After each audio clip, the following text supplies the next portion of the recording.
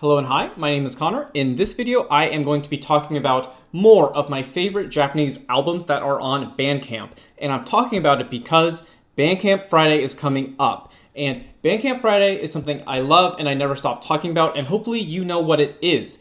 If not, here is a short intro. Bandcamp.com says, "We will not take anything from any money you give anyone." So because of that, this is the best chance for you to give some of your favorite artists some of your money. Because I think if you like and even love some of these artists, then you know how great their music is and you should support it because, you would just get more. So, hey, there's no downside. Now, this is the fourth video in my series, so in case you would like to, have some more recommendations or just kind of see what's out there, you can go check those out. These are all of the thumbnails. I think I'm running out of colors. I think I might use purple for this one, but eventually I will be out, so I don't know what I'm gonna do. But yeah, wow, I think that's the fastest intro for any of these that I've done, so I guess let's just get right into it. Number one is a band that I absolutely love, and I have loved for like 5 years now. They're not my favorite band, but they are up there, and I know I haven't said their name yet, but I'm about to, but I need to finish this intro for them first.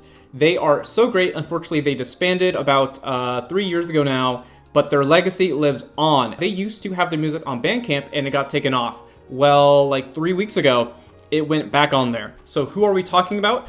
None other than SEAPOOL. So hopefully you do know who SEAPOOL is. They were huge and still kind of are in a very interesting cult-like way, which I'm all happy about. Like I said, unfortunately the band has broken up, but their music is still around, and now that it's on Bandcamp again, you can purchase it on Bandcamp Friday. Now there is one thing I do have to tell you that is a little bit of a downside. They have no albums, they only have EPs and a single. Now, that's not awful. However, that also means that their music isn't quite collected anywhere in particular. And on top of that too, each of these EPs are $15. So yes, you could spend $45 to get their 3 EPs, which I will. I love their music, so of course I will. But I can see how that could be really pricey if you haven't heard their music. I want you to check them out. This is probably the strongest recommendation I could probably give you out of any of my Bandcamp videos so far. They are literally that good, and they are so unique, and there will never be anyone like SEAPOOL, even though people have tried. This is a wonderful band. I think if you like weird post-rock that is just heavy, you'll be into this so incredibly much. I really don't know which one is my favorite because they're all a little bit kind of in their own lane. They all kind of have their own flavor. Their very first EP is titled Sweet Q Love, and this is almost garage rocky in a way. It is very much kind of leaning towards Turnover a little bit. However, their second EP, OK Sugar Issue, is a little bit more on the metal side, post-rock side. And then their third is this really art rocky, progressive rock, post-rock album. So like I said, it's all kinds of flavors. I think you should just listen to them all because there's only 3 EPs and then a single. You can probably run through their whole discography within like 50 minutes. Just do it. This is one of the best bands I've ever heard in my life, and I really do not say that lightly. I listen to a lot of music. Okay, next on the list, and I apologize if you can hear my cute little cat eating in the background, is going to be Antigone by Eiko Ishibashi and produced by Jim O'Rourke. This is a great, technically called singer-songwriter album, though I don't really like that genre nomenclature. I would really call this pop and also jazz and also just really like freeform arts, electronic ambient, but it's not so much electronic. It's for sure much more pop, as in female singer, talking about like life stuff, if you will, and then also like really jazzy production sometimes. But again, it is still very like synth flowy in the background, kind of like woo, like it's all like real weird ambient electronic sometimes. I really don't know what to call this. I will at the very least say I just do not think that singer-songwriter is giving enough credit to everything happening here. This was actually nominated in my awards video, which hopefully you've seen. I talk about all my favorite albums from 2025, and I hand out awards. It's an award ceremony. Check it out. It's feature length. I don't know how I did that. Like I said, again, this is produced by Jim O'Rourke, who would then a few months later go on to engineer and mix the newest Beck cover album, which was also fantastic because of his contributions, but of course not solely because of his contributions. It's hard, again, to even talk about why I like it so much because it is just so all over the place, and I can't quite pin anything down particularly,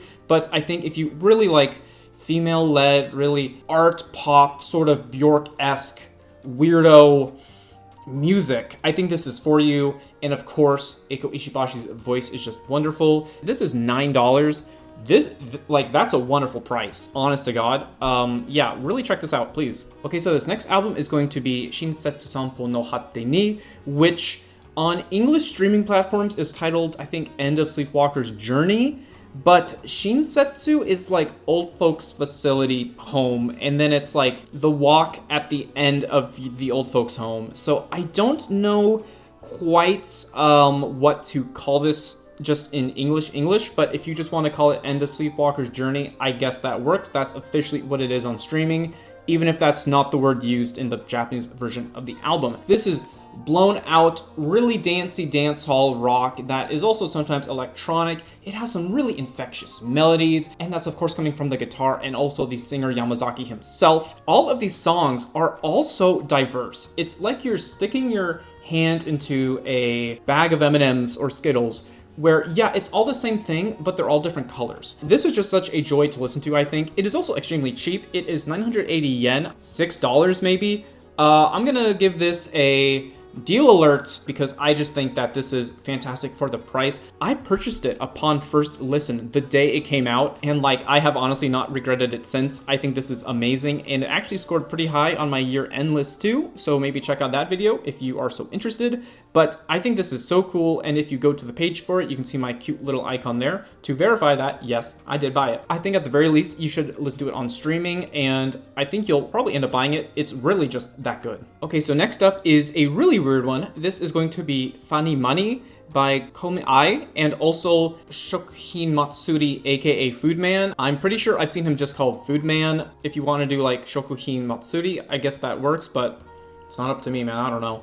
Anyway, what is this? And who is this? Conor and I is actually the ex-lead singer of Wednesday Campanella. She went solo about like 4 or 5 years ago. Sometimes she makes music, but I mean for now, it just sort of seems like she's enjoying being a mother. So she's kind of got her hands tied with that for the most part. But this is her newest EP technically. This came out in May of last year. And this is one that I wanted to cover, but it's hard to cover in a video because it is so weird. I truly don't know what to call this. I don't even really know what's happening on the cover. Now, of course, this is called Funny Money, so funny money. So a lot of lyrics here are about money and wealth accumulation in general, though there aren't really lyrics so much as there are rhythms.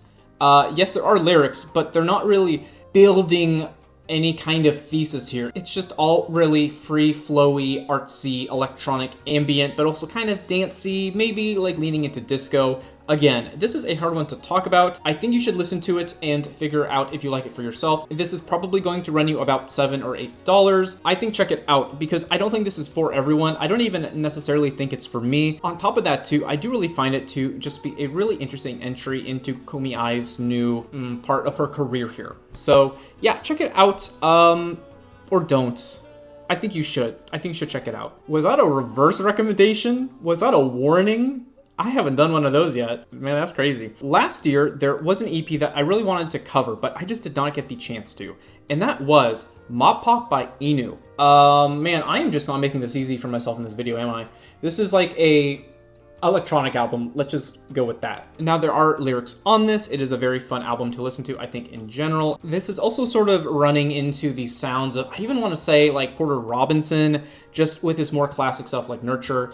And I think if you are just really into that kind of high-octane, yet still soothing electronic music, this is for sure for you. This is going to run you 600 yen, which I'm going to guesstimate is about 450. Deal alert.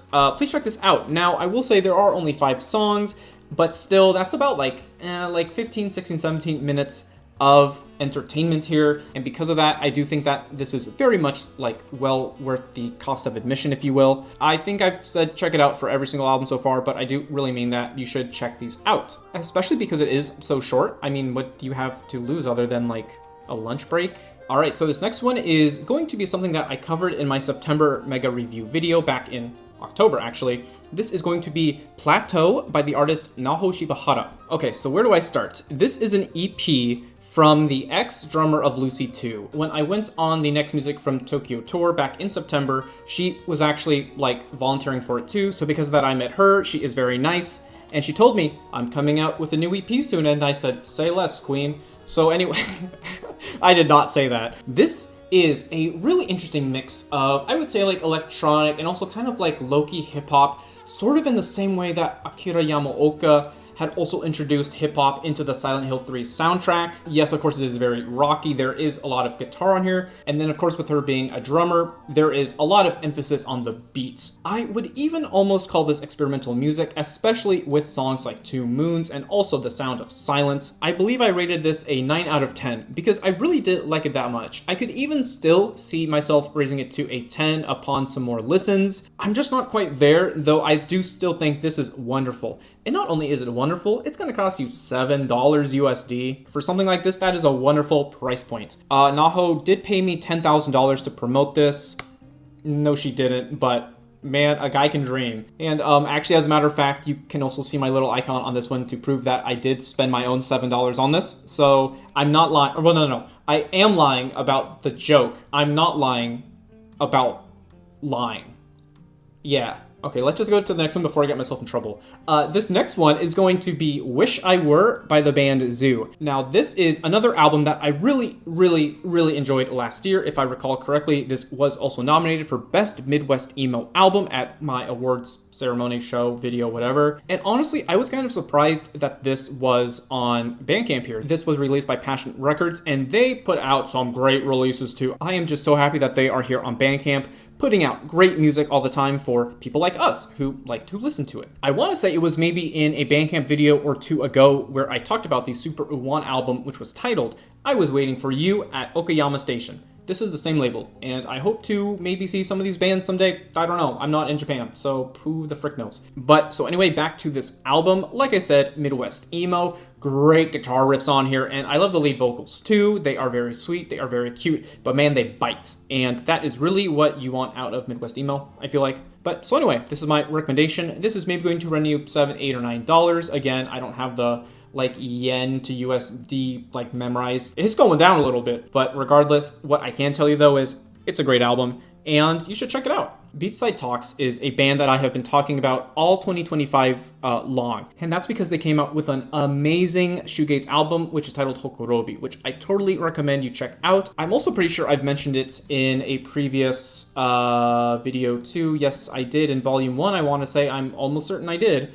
And what I want to talk about here is their EP, which came out 2 years before that, which is titled Marbletown. This is really where they got their start. This is an amazing EP. Of course, it's more shoegaze, and this really shows what they were capable of. And generally, I just find this to be a really great prelude into Hokorobi. I don't think you really need to do any kind of required reading to listen to Hokorobi, but what I will say is that I think you can't appreciate it more if you do listen to this first. Regardless, this is still such like a cutesy album. I love the lead singer's lead vocals. Her name is Ayaka. She is amazing. She sounds great here, but somehow she, trained herself to sound even better on Hokorobi. So again, I think this is such a great place to start with the band because you can really see and also hear their evolution. And I just think that is so cool to now look back on. And I guess let me close it out by saying I gave them a 10 for Hokorobi, and then they won Best Shoegaze Album at the awards. I really like their music. There is another album that I talked about in that September review video, and that is Internet by Soccer. And this is one of the more interesting sections of a video in which I've made because it was in real time that I started to understand the concept of the album, and it like broke my brain. And I kept that in the footage. This is such a really overtly artistic screamo album, and that's a lot because of the lyrics that are so introspective about modern society and the way that we interact with technology and also, of course, the internet. This is really just multifaceted in a lot of surprising ways. I say that not because it's like bad music, but because it's a screamo album that has such deep lyrics that are actually in English, which is really interesting for a Japanese band. Yes, it's a screamo band, so of course the vocals are going to be screamed, but because of that, these critiques about society are almost like impassioned cries ringing out into the nothingness. This is so cool. This is actually one that I have purchased as well. I highly recommend it. This will probably run you $8. I think that even if you don't like screamo music, you will still enjoy it if you read along to the lyrics, which are actually included on Bandcamp. You know, if you buy it on Bandcamp, you got the lyrics right there anyway.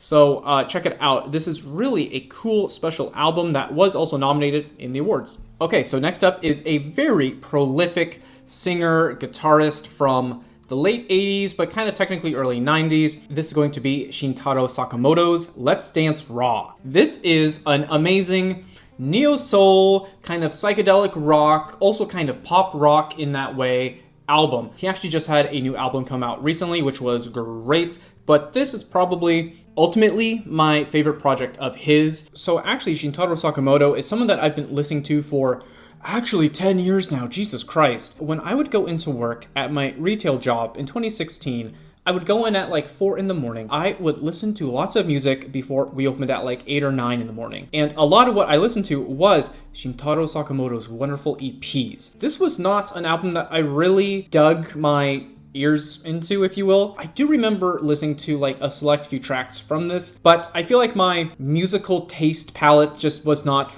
very refined at that time, and I was like, I just want to listen to some rap music right now. But now looking back, I can verify that this thing slaps. He does have a lot of really good other music too, and what's cool is that that is actually here on Bandcamp, which I love. Let's Dance Raw is going to remain my favorite album of his, though Like a Fable is cool, and I do own it on vinyl, so it's hard to like not lean towards that. So I'm really hoping I don't have to sell you on this one too hard, because it is just such a prolific album from such a prolific artist. Hopefully you've heard this. If not, what are you doing? This thing is $10, and it's so cheap, and if you haven't heard it, you might as well just buy it and then listen to it for the first time through Bandcamp. It's a great price. I really do recommend it. And also, the cover go crazy hard, right? Like, that's awesome. Very succinct. Way to go. Okay, so for this next recommendation, I am actually going to be doing a very poor job of talking about it because I have not listened to these albums. But here's my recommendation anyway. So here what I want to talk about is going to be Mecha Mecha Haru by Kazuho Okabayashi, who I talked about, I would say, throughout the latter half of last year, because she had come out with some wonderful, wonderful folk pop rock albums. Namely, she had two. That is going to be Blue Is So Bright by Kazuho Okabayashi with support, and then another album a few months later, which I suppose is technically a solo album, which is just called Tokyo. Those two albums are so cutesy and so wonderful and so folk poppy. So I think if you like artists such as Kaneko Ayano and also Sonoko Inoue, you'll love it a lot. I have not listened to Mecha Mecha Haru, and I definitely want to. This is a 700 yen album. And you know what? I'm just going to look it up right now. What is 700 yen? Dude, it's $4.43. Deal alert for an album I haven't heard. But again, I am going to buy it, and I really think you should too. Her level of songwriting is so fun. It's so complex, yet it's very approachable. And I think that is really important for, I would even say like folk music as a whole, because you really want to come across as relatable. And that is definitely something that Kazuho is doing all the time. And honestly, what is more relatable than a $4 album? I don't know. Check it out. I know I will. So I am very excited to be talking about this next one because it is one that really took me by surprise because I did not know it came out last year until right before it was too late. This is going to be Memorai 2 by Kondo. Now, this is a really cool electronic trip hop pop EDM dance album from a rock guy. He is actually the lead singer and the guitarist for No Buses, which is an amazing long-standing Japanese indie band. They are making a lot of alternative music that is kind of leaning towards math rock and also pop, so maybe even like math pop. So aside from being a part of a rock band, he also makes really cool EDM music. This is very much in the same lane as like Fred Again, yet I enjoy this a ton more than Fred Again. I'm sorry, I'm something of a hater, I'll say it. But this is so engaging and fluid and fun. It has a lot of elements of rock music in it too, and that is nothing revolutionary, though I love the way that he goes about it. Despite that though, my favorite song is for sure the one which is titled Appino Punte. And that is because this is just a great EDM track that I am absolutely in love with. It is followed up by the song Guitar, like guitar, but guitar. This, again, has a lot more of that rock influence on it too. I just love everything he's doing here. So to tell you the truth, I actually haven't listened to Memoride 1, which I think came out 2024. I definitely want to, because if it's just more of this, then I am all for it. I love everything that this dude makes. He's kind of everywhere, low-key, and I had no idea until I started researching him like a lot more, probably like last summer. I was like, oh my god, he has remixed this and this and this and this and this and this. Like, for example, he actually has an official remix of the Jujutsu Kaisen song by Hitsuji Bungaku, which is actually kind of crazy because that is a big get. So please check this out. I really do enjoy this and I liked it so much. I believe this was nominated for Best Electronic Album of the Year, and I really do mean that. This is a great electronic album. Okay guys, shoegaze time. Let's talk about Lovescape by Kuyuru. This is, in my opinion, one of the breakout shoegaze post-rock hits of 2025. This is their first album, and it is massive sounding. It sounds like listening to the universe itself, and the universe just sounds like shoegaze, but it's like really heavy and dark and just reverby. This album is actually just about 1 year old now, and so I guess happy birthday. This is just such a great mix of sounds, and the vibe is just so well curated and specific. I really, really love this. I think you will too. And of course, because it's called Lovescape, I really don't have much to go over for this other than I think if you just like shoegaze, you are really going to fall in love with this album like a lot of other people have too. Again, this is like one of the like hits of 2025. If you like that heavy shoegaze, that is just a straight up wall of sound, this is for you, like honestly. So yeah, I say do it. So about 6 or so months ago, there was a re-release of a great album from last decade, which was released here on Bandcamp. That is going to be Communication, Cultural, Curiosity, Quotient by CQ. This is probably one of my favorite Japanese noise rock albums ever, and that is because it is just hit after hit after hit after hit. This does not allow you time to breathe in a good way, and the guitars here are really, really fantastic. Hopefully you know this. Like I said, this came out, I want to say in like 2014, maybe even like 2016, like sort of around that time. So, you know, you've had a lot of time to listen to it, so if you haven't, you're missing out. But this is just so cool. This is an album that I think I listened to for the first time probably in like 2018, 2019. And even to this day, songs such as like Primal and Disco Crimson are like seared into my brain because they are just so immediately unique sounding. Like seriously, just listen to those. I think it's the first 2 songs. Yeah.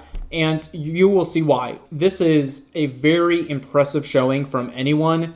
And I really feel like the band isn't really getting the recognition they deserve these days, though they most definitely, should. That's my opinion. This actually isn't their only hit of an album. I do also really like their other, which is on Bandcamp, and it is called What a Wonderful World's End. This is just as cool. This is also remastered, just like that one I've been talking about, this whole section long. I really recommend that first one, CCCQ.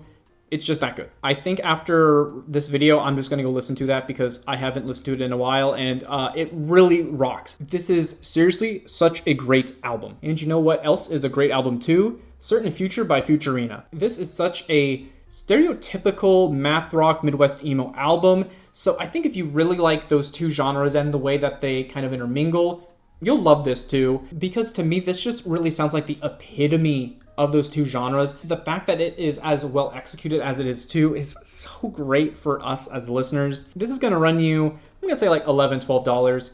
I think that's a great price for something like this. It's seriously that good. I think I only started listening to this like the first week of December. This was such an immediate hit in my mind. I was like, I gotta add this to my list for the awards video like stat. And unfortunately, it looks like there were vinyl which have now sold out, which actually really bums me the hell out. There were only 100 available in multiple colors and they're all sold out, so that sucks crazy hard. I wish I hadn't looked at this. So sorry if you're kind of bummed too, because I would have loved to own this on vinyl. This is such a cool special album that I want more from them because it is just so cool. Yeah, that's my endorsement. Thanks. What I have for you next is a really fun one for a few reasons. This is going to be EP1 by Shieldred. Shieldred is the name of a Magic the Gathering card. I guess technically there are multiple cards called Shieldred. That character is actually even on the cover of this. So of course, the band here has named themselves after this character. Okay, that's out of the way, super. Who is Shieldred though? It's essentially a side project by some of the guys from Moreru, who I talked about a lot last year because they had an amazing experimental metal punk prog rock album come out, which was titled Sekai You and Me. This is not quite more of the same because it's not quite experimental, though it is like screamo, it is speed metal, it's metal in general, it's very punky. I find this to be a lot more approachable than a lot of speed metal like that. It is just so melodically diverse and fun, and I think the fact that the names of the songs are also named after magic cards is super fun. One of my favorite moments on the album too is probably on the song Thoughtseize, and that's because it's essentially the singer just saying Thoughtseize like the whole time. Whenever I play that card in Magic, I'm just gonna be thinking that. Now, the Magic nerd in me will say it is a little weird that, Shieldred is Thoughtseize is a blue card, so that means that you actually can't. Aether Vial is a blue card, Unholy Heat is a red card, black mana card, but then not have any black mana cards, because if you're doing commander rules, non-black cards in a mono-black deck, there are no green cards. This is on streaming, it is everywhere, though if you want to purchase it, it is going to be Name Your Price. And that's because this wonderful EP is actually brought to us by the wonderful people at Undulitz, who is probably one of my favorite Japanese record labels out there, because a lot of their music on Bandcamp is Name Your Price. If you want to pay $0, you can, but you should pay something, I think. Especially because the artists that they sign are just so cool, especially like Shieldred here. I am really excited for whatever they come out with next, because this is a great first showing in my opinion. So since we're already talking about EPs, let's talk about the newest from Kinoe 64. This is going to be Kaku Seikatsu. I love the way he makes music. It is this weird glitch rock, experimental rock. It's all over the place. And this is of course more of the same, yet it leans a little bit more electronic and almost even more poppy in a way, in the way that the vocals are used and added to the songs here. He utilizes Vocaloid vocals alongside his own, and that really allows for a interesting mix of sounds and also aesthetic, because it is kind of cutesy on one hand, but then on the other, it's got these male backing vocals. And that is just such a cool mix, in my opinion. This EP here is going to run you $3. Deal alert, okay? If you want to be like me and go crazy, you can buy his entire discography, okay? For $5.40. I've been listening to this dude for like 2, maybe 3 years now, and he never misses. And sometimes he'll release 3 albums in a year. He's insane. So with that said, I do really think that he is worth $5. Come on. This is going to be the second to last album I talk about. This is going to be 5 Star Cowboy Deluxe. And this is by Bring Life, Picnic U, and also Botsu, a.k.a. NGS. I really don't know how to say his name, and I feel bad because he's liked some of my tweets in the past. Whenever I talk about him, I think I mess up his name. So actually, he is from Dos Monos, who I've been talking about a lot these past few months. Can't say why, but you can go check out my year-end review videos to see why, because I really liked their EP from last year, and then they came out with the second one, and it was super cool. But this year is his solo diversion alongside some other fellas too. This is, of course, a lot of rap, it's hip-hop, and it's not quite as experimental as a lot of the music that these artists are known for, yet it is still wacky and fun. This was originally an EP, and now this deluxe version is actually a proper album, which I love, and I think it adds a lot to the original experience too. I think I had originally had the EP version of it on my shortlist for my favorite EPs of maybe May of last year, and unfortunately it barely got wedged out, but honestly, this full album version, I'm really liking it. I'm really liking how the album starts with the song 5 Star Cantina. It just really sets the mood for the kind of adventure that you and the fellas are about to go on for the next 46-ish minutes here. I think in a lot of ways, this really reminds me of the JPEG Mafia and also Danny Brown collab tape, which is titled Scaring the Hose, because it's a lot of really unorthodox instrumentation that is using a lot of samples, and the way that those samples are